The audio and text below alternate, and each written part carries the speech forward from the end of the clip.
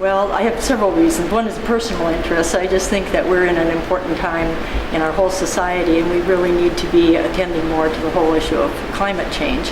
My other, from a professional perspective, one of my main interests is that I'm currently the president of the American Evaluation Association, and we've had as our theme this year, visionary evaluation for a sustainable, equitable future. So we have been emphasizing this notion of looking at evaluation and using evaluation to support a sustainable and equitable future. And of course, this conference has a nice link to that, and so that's really an important reason for being here. How clear is it at the moment when we're talking about evaluation, what types of indicators professionals are using? Because it seems, just from listening to this morning's session, that there are a huge variety, a smorgasbord available, and it can be quite hard for people to work out what's the best one. Right.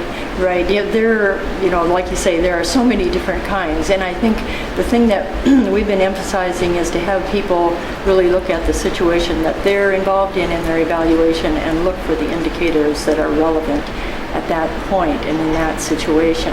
I think one of the things that I'm particularly concerned about, and we've been talking a lot about through the American Evaluation Association, is the idea that we need to think systemically about our indicators, and we need to recognize that we're in there are constraints on our planet and on our natural resources, and so there have to be some trade-offs economically, socially, environmentally, in terms of coming up with a good evaluation design that recognizes that systemic balance. And is it important to whittle these indicators down when you're talking about a design? Do we need one sort of model of car to move forward, or do we have to accept? Is it important to accept that they're going to be a whole load, and it's just a case of trying to make those make sense? Yeah. Well, I think we're a long way from actually whittling them down to the ones that we can all agree on. I think it's important that we have those conversations and we keep talking about it and keep looking at what are the ones that may be the most effective over the long run. I think the other thing is that I think it's not only about indicators, but it's about what are the underlying paradigms that we have about life in our world and the intersection of human and natural systems. I think, for a long time we've been pretending that we don't have to think systemically, or we don't have to deal with trade-offs. And so I think when we're starting to evaluate a program, we have to look and see, well, what is it that people really are believing, and what are they building on? And for example, if we assume that there are no limits, or we assume that we don't have to have some trade-offs,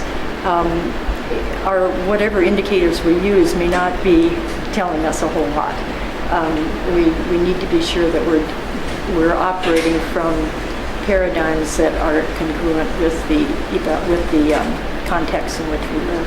And I guess this is quite a young sector, isn't it? If we think that climate change has only really been, dealt with in the past 20 years, what have you learned over the past two decades in terms of what helps to make an effective project focusing either on, I guess, climate mitigation or adaptation?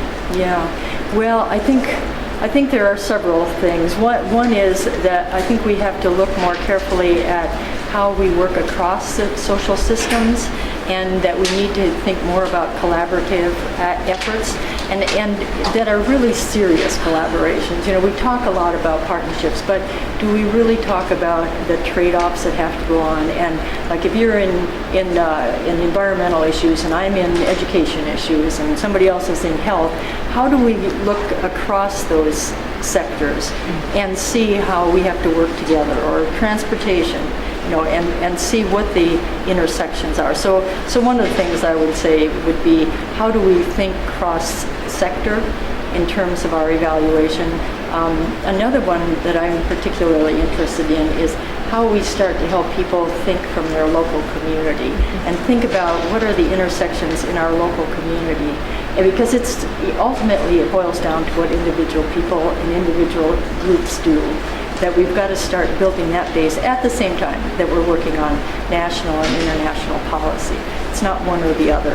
We have to be working at all these parts of the system. And often we talk about top down and bottom up, but I think we have to talk about middle, in and out.